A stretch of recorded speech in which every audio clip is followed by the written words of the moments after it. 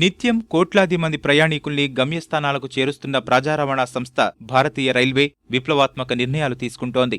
ప్రయోగాత్మకంగా 3 ఏళ్ల క్రితం ప్రారంభించిన జీవ మరుగుదొడ్ల వినియోగాన్ని ఇప్పుడు అన్ని రైళ్లకు విస్తరింపజేసే చర్యలు వేగవంతం చేసింది. ప్రస్తుతం అందుబాటులో ఉన్న సంప్రదాయ మరుగుదొడ్ల వల్ల విసర్జిత పదార్థాలన్నీ నేరుగా రైలు పట్టాలపైకి చేరి అపరిశుభ్రతకు కారణమవుతున్నాయి. దోమలు, ఇతర క్రిమి కీటకాలు, ఎలుకలను వ్యాప్తి చేస్తున్నాయి.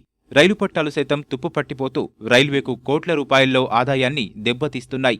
పర్యావరణానికి ఇబ్బందికరంగా ఉంటున్న ఈ వాతావరణాన్ని మార్చేందుకు రైల్వే అధ్యయన, నాణ్యత ప్రమాణాల సంస్థ, రక్షణ పరిశోధన, అభివృద్ధి సంస్థలు ఉమ్మడిగా పర్యావరణహిత మరుగుదొడ్లు రూపొందించాయి. వీటిల్లో బ్యాక్టీరియా క్రిములను ఉత్పత్తి చేసి విసర్జితాలన్నీ ద్రావకంగా మారుస్తారు. వీటి వల్ల మరుగుదొడ్ల అంతర్భాగంలో రసాయన క్రియ జరిగేలా ఏర్పాట్లు ఉంటాయి. గ్వాలియర్ నుంచి వారణాసికి వెళ్లే బుందేల్ఖండ్ ఎక్స్ప్రెస్ లో తొలిసారి బయో టాయిలెట్స్ ప్రవేశపెట్టారు. టాయిలెట్ దిగువ ప్రత్యేకమైన ట్యాంకు అమరుస్తారు. అందులో ఉన్న బ్యాక్టీరియా వల్ల మొత్తం విసర్జితాలన్నీ సాధారణ జలాలుగా మారిపోతాయి. క్లోరినేషన్ అనంతరం ట్యాంకుల నుంచి బయటకొచ్చే నీటిలో మలినాల శాతం దాదాపు శూన్యం. దీనివల్ల రైలు పట్టాలు శుభ్రంగానే ఉండడంతో పాటు బోగీల్లో ప్రయాణికులకు ఎలాంటి ఇబ్బందులు ఉండవని అధికారులు అభిప్రాయం వ్యక్తం చేస్తున్నారు.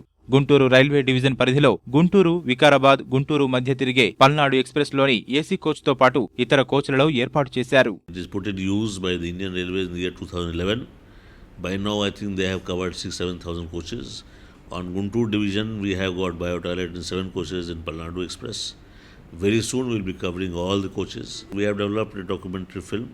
We are going to display all the CCTVs of at all stations so people are aware of how to use it.